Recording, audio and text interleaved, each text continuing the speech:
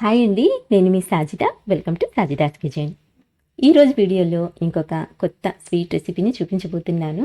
Taste అయితే సూపర్గా ఉంటుందండి.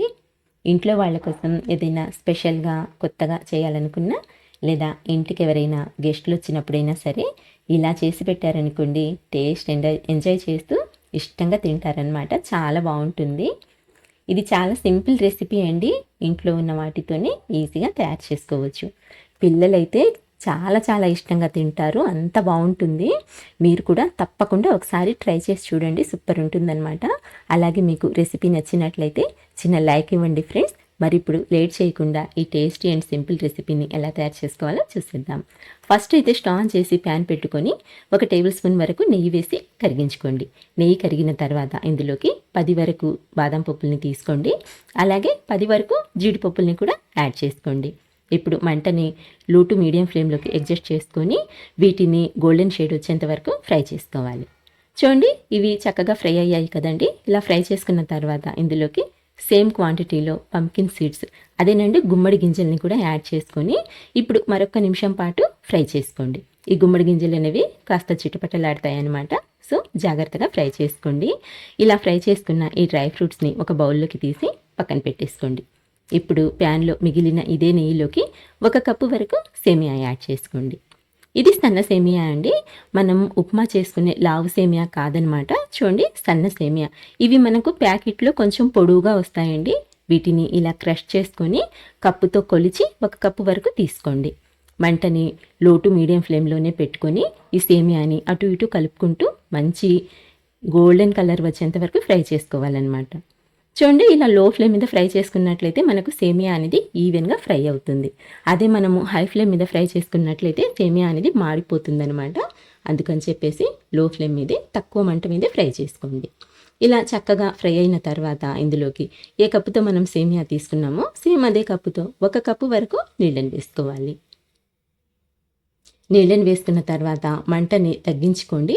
అంటే సిమ్లో పెట్టేయండి. సిమ్లో పెట్టేసుకొని సేమియా అంతా బాగా కలిసేలా ఒకసారి చక్కగా కలిపేసుకొని పైన మూత పెట్టేసి ఇందులోని నీళ్ళన్నీ ఇంకిపోయేంత వరకు లో ఫ్లేమ్ మీద ఉడికించుకోవాలి. మీరు కావాలనుకుంటే మధ్యలో ఒకసారి మూత తీసి కలుపుకోవచ్చండి, మాడిపోకుండా ఉంటుంది. అలాగే సేమియా ఉడికేలోపు మనం ముందుగా వేయించుకున్న డ్రై ఫ్రూట్స్ని కూడా పౌడర్ లాగా చేసుకోవాలన్నమాట. చూడండి, సేమియా చక్కగా ఉడికిపోయింది, నీళ్ళన్నీ ఇంకిపోయాయి. నేను కూడా మధ్యలో ఒకసారి కలుపుకున్నానండి. ఇలా బాగా ఉడికించుకోవాలన్నమాట. ఇందులో నీళ్ళు ఏమీ ఉండకూడదు. సో ఇలా ఉడికించుకున్న తర్వాత ఇందులోకి చెప్పాను కదండి, డ్రై ఫ్రూట్స్ని పౌడర్ చేసి పెట్టుకున్నానని చెప్పేసి ఆ పౌడర్ని ఇందులోకి యాడ్ చేసేసుకోవాలి. ఇలా కొంచెం బరకగా వేసుకోండి, లేదా మీరు కావాలనుకుంటే మిక్సీ పట్టుకొని అయినా సరే తీసుకోవచ్చు. నెక్స్ట్ ఇందులోకి 1/2 కప్పు వరకు మిల్క్ పౌడర్ని వేసుకోండి. మిల్క్ పౌడర్ వేయడం వలన టేస్ట్ అనేది సూపర్గా ఉంటుందన్నమాట. అలాగే మంచి ఫ్లేవర్ కోసం 3 యాలకుల్ని దంచి ఆ పౌడర్ని కూడా ఇందులోకి వేసేసుకొని ఇవన్నీ సేమియాలు బాగా కలిసేలా కలుపుకోవాలి. ఇలా అంతా బాగా కలుపుకున్న తర్వాత ఇందులోకి సేమ్ కప్పుతో 3/4 కప్పు వరకు పంచదార వేసుకోవాలి. 1 కప్పు సేమియాకి 3/4 కప్పు పంచదార వేసుకున్నట్లయితే స్వీట్నెస్ అనేది కరెక్ట్గా సరిపోతుందన్నమాట. ఇప్పుడు ఈ పంచదారని కూడా ఇలా కలుపుతూ కరిగించుకోవాలి. ఒకవేళ మీకు తీపి కొంచెం తక్కువగా కావాలనుకుంటే 1/2 కప్పు వరకు వేసుకున్నా సరిపోతుందన్నమాట. చూడండి, పంచదార కూడా పూర్తిగా కరిగిపోయింది. ఇలా పంచదార కరిగిన తర్వాత ఇందులోకి మంచి కలర్ కోసం కొద్దిగా ఆరెంజ్ ఫుడ్ కలర్ అయితే వేస్తున్నానండి. ఇది కంప్లీట్గా ఆప్షనల్ అండి. మీకు నచ్చకపోతే స్కిప్ చేసుకోవచ్చు అనమాట. నేనైతే కలర్ బాగుంటుందని చెప్పేసి వేస్తున్నాను.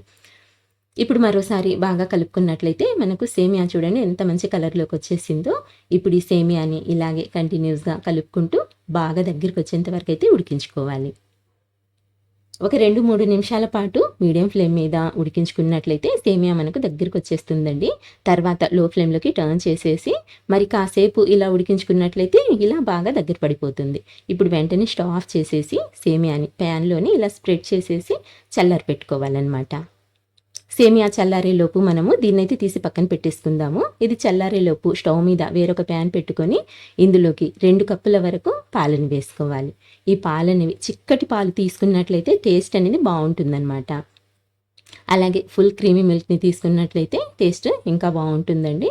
చూడండి, పాలలో ఇలా పొంగొచ్చిన తర్వాత ఒకసారి పాలు బాగా కలిసేలా కలుపుకొని ఇందులోకి 1/2 కప్పు వరకు పంచదార వేసుకోండి. 1/2 కప్ అయితే కరెక్ట్గా సరిపోతుందండి. పంచదార వేసుకొని పంచదారని కూడా కలుపుతూ కరిగించుకోవాలి. మనకు పంచదార కరిగేసరికి పాలనేవి కాస్త పలచబడతాయన్నమాట. సో అందుకని చెప్పేసి ఈ పాలని ఒక 5 నిమిషాల పాటు మీడియం ఫ్లేమ్ మీద మరిగించుకున్నట్లయితే పాలు కాస్త చిక్కబడతాయండి. చూడండి, ఇలా ఒక 5 నిమిషాలు ఉడికించుకున్నట్లయితే పాల కన్సిస్టెన్సీ ఇలా ఉంటుందన్నమాట. కాస్త చిక్కబడతాయి, అలాగే క్వాంటిటీ కూడా కొంచెం తగ్గుతుంది. ఇలా మరిగించుకున్న తర్వాత మరొక 1/2 కప్పు పాలని తీసుకోండి. తర్వాత ఇందులోకి 1 టేబుల్ స్పూన్ వరకు కస్టర్డ్ పౌడర్ని యాడ్ చేసుకోండి. ఇప్పుడు ఇందులో ఉండలేమి లేకుండా బాగా కలుపుకోవాలండి. అలాగే ఈ కస్టర్డ్ పౌడర్ అనేది వెనిలా ఫ్లేవర్ తీసుకోండి, బాగుంటుంది. ఇలా చక్కగా కలుపుకున్న తర్వాత ఈ కస్టర్డ్ మిక్స్ని మరుగుతున్న పాలల్లోకి యాడ్ చేసేయాలి. యాడ్ చేసిన వెంటనే కలుపుకోవాలండి, లేకపోతే ఉండలు కడతాయన్నమాట. ఇలా బాగా కలుపుకొని మంటని మీడియం ఫ్లేమ్లోనే పెట్టుకొని ఇందులో లైట్గా బబుల్స్ వచ్చేంత వరకు మరిగించుకోవాలి. అలాగే మంచి ఫ్లేవర్ కోసం ఒక 2 యాలకుల్ని అప్పటికప్పుడు దంచి వేసేసుకోండి, ఫ్లేవర్ చాలా బాగుంటుంది. ఈ యాలకుల పొడి కూడా ఇందులో బాగా కలిసేలా కలిపేసుకోండి. చూడండి, ఇందులో బబుల్స్ వస్తున్నాయి. ఈ కస్టర్డ్ మిక్స్ ఉడకటం స్టార్ట్ అయింది కదండి. సో 1 నిమిషం పాటు లో టు మీడియం ఫ్లేమ్ మీద ఉడికించుకున్నట్లయితే సరిపోతుంది. మనకు ఇది కొంచెం పల్చగానే ఉండాలండి, స్పెషల్లీ ఈ రెసిపీ కోసము. చూడండి, కన్సిస్టెన్సీ ఇలా ఉండాలన్నమాట. ఇలా మరిగించుకున్న తర్వాత స్టవ్ ఆఫ్ చేసేసి దీన్ని కూడా మధ్య మధ్యలో కలుపుకుంటూ చల్లారి పెట్టుకోవాలి. ఈలోపు మనకు ముందుగా ప్రిపేర్ చేసి పెట్టుకున్న సేమియా కూడా పూర్తిగా చల్లారిపోయాయి. చూడండి, ఇలా చల్లారిన సేమియాని ఒకసారి బాగా కలుపుకొని తర్వాత ఇందులో నుంచి కొద్ది కొద్దిగా సేమియాని తీసుకొని ఇలా చిన్న చిన్న బాల్స్ లాగా ప్రిపేర్ చేసుకోవాలన్నమాట. మరీ గట్టిగా ఒత్తుతూ కాకుండా జస్ట్ లైట్గా ఒత్తుతూ బాల్స్ లాగా ప్రిపేర్ చేసుకోవాలి. ఇలా ప్రిపేర్ చేసుకున్న ఈ బాల్స్ని వేరొక బౌల్లోకి ట్రాన్స్ఫర్ చేసేసుకోండి. ఇలా మొత్తం అన్ని ప్రిపేర్ చేసుకున్న తర్వాత దీనిపైన మనం ప్రిపేర్ చేసి ఉంచుకున్న కస్టర్డ్ మిక్స్ని యాడ్ చేసుకోవాలి. ఈ కస్టర్డ్ మిక్స్ కూడా ఈలోపు మనకు కంప్లీట్గా చల్లారిపోయిందండి. ఇలా చల్లారిన తర్వాతే యాడ్ చేసుకోండి. ఇలా ఫుల్గా అయినా వేసుకోవచ్చు, లేదా హాఫ్గా అయినా సరే వేసుకోవచ్చు, ఎలా అయినా వేసుకోవచ్చండి. టేస్ట్ అయితే చాలా బాగుంటుంది. మీరు అనుకోవచ్చు ఇంత కష్టం ఎందుకు, సేమియాని అలాగే తినేయచ్చు కదా అని చెప్పేసి. కానీ ఈ టేస్ట్ అయితే చాలా డిఫరెంట్గా ఉంటుంది, కొత్తగా ఉంటుందన్నమాట. మీరు కూడా ట్రై చేస్తే తెలుస్తుంది మీకే. సో ఫ్రెండ్స్, అంతేనండి. మీరు కావాలనుకుంటే దీన్ని 1 గంట పాటు ఫ్రిడ్జ్లో పెట్టుకొని తర్వాత సర్వ్ చేసుకున్నట్లయితే ఇంకా బాగుంటుంది. లేదా ఫ్రిడ్జ్లో వద్దు అనుకుంటే డైరెక్ట్గా ఇలాగే అయినా సరే సర్వ్ చేసుకోవచ్చు, అదైతే మీ ఇష్టం అనమాట. సో ఫ్రెండ్స్, ఇదండి ఇవాల్టి రెసిపీ. నచ్చిందా? నచ్చినట్లయితే ప్లీజ్ లైక్ చేసేయండి. అలాగే మీ ఫ్రెండ్స్కి కూడా షేర్ చేయండి.